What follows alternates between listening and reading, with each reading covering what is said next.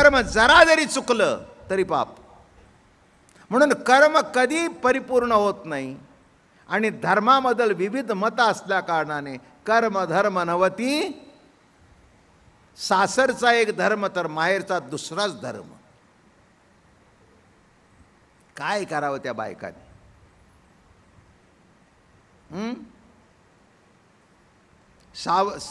सासरचा माहेरचा विठोबा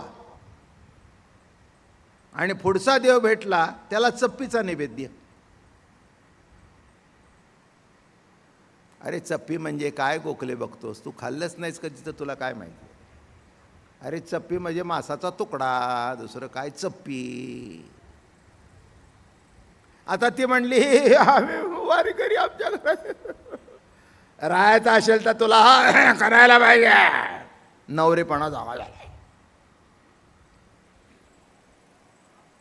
असं कितीतरी ठिकाणी आहे. हां, म्हणून वारकऱ्याची मुलगी देताना घर बघूनच देतात. वारकऱ्याच्या घरात दिले म्हणजेच बरं असतं. नाहीतर मग घोटाळे होतात. सगळे घोटाळे होतात. नाहीतर वारीला न विरोध करणारा असा तरी नवरा बघावा. नाही तर हा कवीच जर भेटला गावात कुत्रंसुद्धा विचारत नाही. पण घरात आलं की हंबीरराव.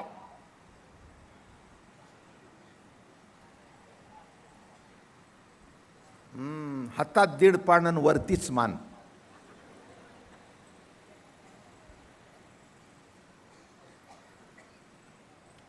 काय म्हणे आमच्या सातारा भागातली, हातात 1.5 पान म्हणजे पूर्वीचे ते माफ करा बरं का, ते देशमुख मंडळी अहो ते मोठे काळामध्ये ती देशमुखी देशपांडे अमकं तमकं सगळं. आमच्या घरात असं होतं, आमचे असे लढले छत्रपतींच्या बरोबर. वाट लावली पिऊन खाऊन बाटल्यानं. तरी पण बाहेर पडताना मिशा अशा झपकीदार तूप लावून बाहेर पडायचं. खाल्ले पिल्लेले आहेत. आणि पान कसं खायचं माहिती आहे का?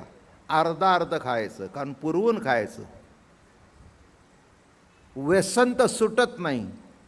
अख्खं पान खाण्या इतकी संपत्ती घरात शिल्लक राहिली नाही, इतके श्रीमंत. बायका पळवणारे कोणत्या काळात नव्हते? नाही मला सांगा ना. वाईट वागणारे कोणत्या काळात नव्हते? जग निर्माण झालं की जिथे चांगलं आहे तिथे वाईट आहे, वाईट आहे तिथे चांगलं. ही जगताची रीत आहे. म्हणून इथे म्हणाले हा जो ब्रह्मवेत्ता पुरुष आहे झाला स्वेच्छेची विधी, स्वैर झाली समाधी. दशे ये मोक्ष रिद्धी स्वेच्छा तोच समाधी. तो आहे ती अवस्था समाधीत आहे. कुठेही चालला तरी समाधी आहे, बसला तरी समाधी आहे. म्हणून स्वेच्छेना वरती जे ते विधी होऊन अपैजे या लागे येणे आचर्य तोचे विधी. पुढे जाऊया. यापासून स्वभावे घडे ते काहीच अविधीने पडे. त्याच्या हातून जे जे घडतं तो अविधी कधीच नसतो. त्याच्या हातून जे जे घडतं ते अविधी कधीच नसतं. ते करतो ते योग्यच करतो. म्हणून काही काही माणसांच्या बाबतीत आपण खात्रीने वागतो, नाही त्याच्या हातून चुकीचं घडणारच नाही, ही जशी आपली त्याच्याबद्दल खात्री आहे. तसं ब्रह्मवेत्ता पुरुष जो आहे त्याच्या हातून काही चुकायची गरज नाही. त्यांनी शिवी जरी दिली तरी ती बरोबर, त्यांनी काठीने हाणलं तरी ती बरोबर. अहो तुम्ही पाठीवरून हात फिरून उद्धार होत नाही, त्याची काठी लागली तर उद्धार होतो. असे जे ब्रह्मवेत्ते पुरुष ज्ञानोबा आहे तुकोबा आहे त्या कोटीतली महात्मे आहेत. पण एक सांगू का, काही काही माणसं त्या अवस्थेत गेली आणि तिथेच थांबली. पण आमचे जीवनमुक्त संत असे आहेत जगताच्या उद्धाराकरता येथे उपकारासाठी आले घर जा वैकुंठी. येथे उपकारासाठी कशा करता आले? वैकुंठातून इथे आले. कशा करता आले? आले घर ज्या वैकुंठी येथे उपकारासाठी. समाजाला ज्ञान देण्याकरता, त्याला शहाणं करण्याकरता इथे मुद्दाम आले. एक सांगू का, जे मुक्त होते ते बद्ध झाले तुमच्या प्रेमास्तव, नाही का? तुकाराम महाराज म्हणले आम्ही वैकुंठवासी आलो याचं कारण असे. मला एक विचारणे म्हणजे याचं कारण असे काय. म्हटलं काय होतं, ते तुकाराम महाराज वैकुंठात बसले होते की नाही तेव्हा फार चांगलं होतं. आजूबाजूला पंक्तीला देव सगळे. आता वैकुंठ नायकाची पंगत म्हणजे सगळे देव तिथे. त्यांच्या पंक्तीला सोन्या चांदीच्या ताटामध्ये तुकोबाराय जेवत होते. मी म्हटलं इथे आला का. अरे म्हणले काय बाबा महाराज तुला कसं कळत नाही, आयुष्य फुकट गेलं तुझं. नाही म्हटलं तसं काही फुकट गेलं नाही, तुम्ही माझ्याशी बोलताय म्हणजे नक्कीच फुकट गेलं नाही. अरे तिथलं स्तुती ऐकून थकलो मी. काय तुकाराम महाराज, काय तुकाराम महाराज, काय तुकाराम महाराज, काय तुकाराम महाराज. म्हणून झाला खालचा खरडा खायला आलो. नाही कळलं. हां, ते नळ दमयंतीची गोष्ट मी ऐकली होती लहानपणी. ते पाय धुताना मागचा घोटा उघडा राहिला आणि त्याच्यातून कली शिरला. आम्ही तर पायच धुत नाही सध्या. नाही म्हणजे कुठून कुठून कली शिरावा आता. बूट घालूनच सगळं काम चालू आहे. काय कमाल आहे नाही का. एवढ्यातून तो कली शिरला आणि मग त्याच्या संसाराचं वाटोळं केलं. एक लक्षात ठेवा, तुमच्यामध्ये नको ते करावं असं वाटणं हाच तुमच्यातला कली आहे. कलियुग वगैरे मला काही कळत नाही. मला असं वाटतं मागच्या काळामध्ये पाप पुण्याचा जास्ती विचार होता. हे जे युग आहे ना ते संतांचं युग आहे. सर्व समाजाला जवळ करणार युग आहे. जे मागच्या 3 युगामध्ये घडलं नाही ते या युगामध्ये घडलं. ही केवढी क्रांती आहे. म्हणून कलियुग म्हणण्यापेक्षा संतांचं युग म्हणा, हे वैशिष्ट्यपूर्ण आहे. हां, वाईट माणसं केव्हा नव्हती. एवढ्या वर्षे जी तपश्चर्या केली आहे मला बघ. तसं नीट लक्षात ठेवा, या भूमिकेवर पोचल्यानंतर हे सगळं आपोआप संपलेलं असतं. झाली स्वेच्छाची विधी, स्वैर झाली समाधी, दशे ये मोक्ष रिद्धी वसो घापे. म्हणून महाराज म्हणले अगा आत्मविद नर न होनी विधीचा किंकर. स्वेच्छा तो विधी निषेधाचा किंकर होत नाही, त्याच्या अधीन जात नाही. सामान्य माणसं त्या कर्मकांडाच्या अधीन झालेली आहेत. माझं बोलणं कळलं का. प्रत्येक गोष्ट अमकं करावं का तमकं करावं, अमक्या केव्हा करावं कसं करावं. हां, म्हणून संत मायबापांनी कर्मधर्मनवती सांग उण्या अंगे पतन भलते काळी नामावळी सुलभ भोळ्या भाविका. कळलं का काय म्हटलं तो अभंग. एका सार सांगितलं. कर्मधर्मनवती काँग्रेसवाले माळकरी आहेत, राष्ट्रवादी माळकरी आहेत, समाज सगळे माळकरी आहेत. काय आपल्याला काय पक्ष करायचा, आपला एक पांडुरंगाचा पक्ष. त्या पक्षात जे येतील ते या. या रे लहान थोर या. काय म्हणून मी माझ्या आयुष्यात या पक्षाचा का त्या पक्षाच्या माणसं मला विचारतात तुमचं मत कुणाला.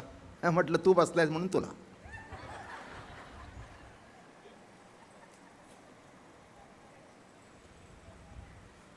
मागच्या इलेक्शनच्या रामबा फार गंमत झाली. दोघं तिघं माझ्या पाया पडालेले. म्हटले आशीर्वाद द्या. म्हटलं कशा करता आशीर्वाद द्या. तुम्ही जे कराल ते आम्ही खपून घेण्याकरता आशीर्वाद देऊ. माझा आशीर्वाद वगैरे काही नाही. स्पष्ट सांगितलं त्यांना. आशीर्वाद वगैरे माझ्याकडे मागायचा नाही आहे. तुम्ही चांगलं काम करा, तुमचं काम तुम्हाला आशीर्वाद देईल. मला कशाला आशीर्वाद मागता. तुम्ही चांगलं काम करा, तुमचं काम तुम्हाला आशीर्वाद देईल. हां, कशाला म्हणायला पाहिजे आम्हाला आशीर्वाद द्या. आमच्याकडे सुद्धा आशीर्वाद मागाले म्हणजे आशीर्वाद एवढ्याकरता मागता का. यावं वाटेल ते करावं आणि आमचा आशीर्वाद महाराज तुमच्या आशीर्वादावर सगळं चांगलं झालं. यातली काही भानगड नाही. सरळ म्हणून मी आहे तो समाधानात आहे. माझ्या जन्माच्या पूर्वी दादा महाराजांनी 150 वर्षापूर्वी ठरवलं आपला एक पक्ष आम्हा विठ्ठल एक देव. बस संपलं. खलास. एर अवघेची वाव. संपलं. एक विठ्ठलाची भक्ती सुरू झाल्यापासून इकडे बघायचं नाही तिकडे बघायचं नाही. आहे त्या प्रभूशी इतका समरस, इतक्या प्रेमाने एकरूप. इकडे बघायचं नाही तिकडे बघायचं नाही. काही कारण नाही. विठ्ठल एक देव. आमचा एक देव विठ्ठल आहे. हा पक्ष नाही तो पक्ष नाही. इकडे तिकडे जाण्याची गरज नाही. एक मी तुम्हाला सांगू का, विठ्ठलाचं नाव घेतल्यानंतर सगळे पक्ष एकत्र येतात. काय बघा आता एक तुम्हाला उदाहरण सांगतो. इथे सगळ्या पक्षाची माणसं आहेत ना. मग अनेकाला दिला पण प्रवचना सगळे एकत्र आले ना आणखीन काय पाहिजे हो. हे केवढं मोठं आहे. विठ्ठलाचं ऐकण्याकरता, माऊलीचा अमृतानुभव ऐकण्याकरता सगळे एकत्र झाले. इथल्याबद्दल काही विचार दोन आहेत का? म्हणून मी म्हटलं की पांडुरंगाच्या भक्तीमध्ये त्या अवस्थेमध्ये सगळं संपून जातं. म्हणून हे का ते का ते का ते काही करायची गरज नाही. म्हणून कोटच्या कर्मकांडात अडकायची गरज नाही. कर्म धर्म नवती सांग उण्याअंगे, जरा थोडं कमी झालं की पाप लागलं. मग व्यसन तर सुटत नाही, मग अर्धा अर्ध पान खायचं. म्हणून ती म्हण अशी झाली, हातात 1.5 पान पण वरतीच मान. काय तंबाखू पाहिजे का? बरं चुना काढा पाहू. माझी डबी कुठे केली कोणाला माहीत, काढ तुझीच.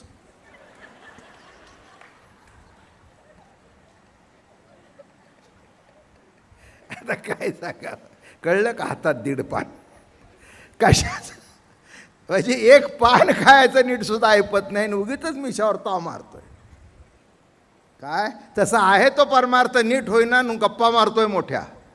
तिथे जा. अरे जो त्या पदावर असतो की नाही, तो इकडे बघत सुद्धा नाही. तो काय पंडितजीला कोणी नावं ठेवतात, कोणी चांगलं म्हणतात, मला काही त्यातलं कळत नाही. पण ज्याचा कपडे पॅरिसला धुवायला जात होते, त्यांनी महात्माजींच्या शब्दाकरता आहे त्या कपड्यांची होळी करून काढली. काही चुकलं असेल, काही चुकलं असेल, नाही तर बरोबर असेल. तुमचं मत तुमच्याजवळ. आता एक तरी तेवढा आहे का तुम्हाला उघडं करणारी माणसं आहेत. आनंद भवनच्या बाहेर अंगावरचे जे कपडे पॅरिसहून धुत येत होते, केवढी श्रीमंती, केवढी श्रीमंती. काय मी अमक्या पक्षाचा किंवा तमक्या पक्षाचा असं काहीच नाही. मी कोणत्याच पक्षाचा नाही, पण सगळे पक्ष माझ्याकडे आहेत. तमाशाची सुरुवात गणगवळणीने होते, बरोबर आहे ना? कुणाला नमन? कृष्णाला. आणि आपल्याकडे पांडुरंग म्हणजे कृष्णच ना. कृष्ण कीर्तनात आहे, कृष्ण तमाशात आहे. त्याला विधी नाही, त्याला निषेधी नाही. पहिली सुरुवात त्याचीच. गवळणी बाजारला निघाल्या, अडवल्या. अहो ती वृत्ती ही गवळण आहे. तत्वता अर्थ काय? कर्मरूपाने जी सत्ता प्रकट होते तो कृष्ण आहे, आणि वृत्ती ही गोपी आहे. गोपीचा तत्वता अर्थ सांगतो. गोइंद्रियातून प्रभू प्रेमाचा रस पिते ती गोपी. गोइंद्रिय वळवणारा तो गोवळ. गोइंद्रियांचं पालन करतो तो गोपाल. गो म्हणजे गाई, आणि गायीना वळवणारा तो गोवळ परमात्मा, कृष्ण परमात्मा, तो गोवळ आहे. आता त्याच्या ठिकाणी काय प्रश्न आहे? विधिनिषेध कुठे आला? अणुरेणूमध्ये जर परमात्मा भरलेला तर विधिनिषेध कुठे आला? पण तुम्ही म्हणाल मग हे तुम्ही असं का सांगता? नाही, या चाकोरीतून गेल्यानंतर ती अवस्था प्राप्त होईल.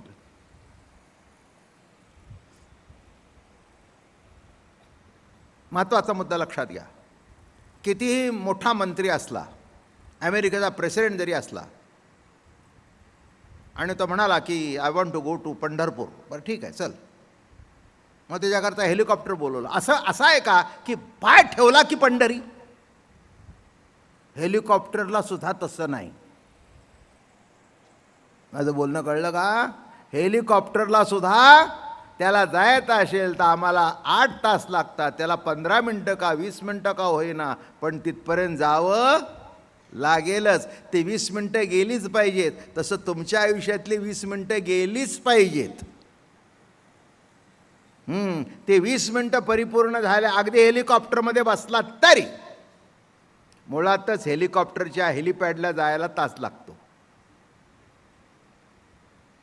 हे विमानाने प्रवास करणारी मंडळी असतात ना, रिपोर्ट 1 आवर. आता आम्ही गिरगावात राहायचं, जाता ट्रॅफिक ओलांडतं 2.5 तास, तिथे 1 तास अगोदर थांबायचं. मग ते विमान लेट झालं तर पुन्हा तेवढाच वेळ जातो. बसून बसून कंटाळा. माझं म्हणणं कळलं? तसं हा कोणत्या भूमिकेवर आलाय? अमृतानुभवावर आलाय. माझं बोलणं कळलं का? मी तुम्हाला एकच सांगितलं, ऐकून ठेवा, काही बिघडत नाही. हळूहळू हळूहळू ढाळे ढाळे सहज अवस्था एक दिवस जीवनामध्ये ती प्राप्त होईल. मी माझ्या घरातलं उदाहरण सांगतो, दादा महाराजांचं. अशा अवस्थेला पोचले शेवटी ते. माझ्या कानाने मी ऐकलं. अहो महाराज काय दे, अरे दे सोडून मला बघ, मला बघ, झाला तुझा परमार्थ. अरे बापरे, कोणी म्हणतील हे काय शब्द आहेत, ते तुला कळायचे नाहीत, ते तुला कळायचे नाहीत. कारण का, इथे भूमिका कोठची आहे, कोणच्या अवस्थेमध्ये जाऊन पोचले. मला बघ काय म्हणायचे, मला बघ, झाला तुझा परमार्थ.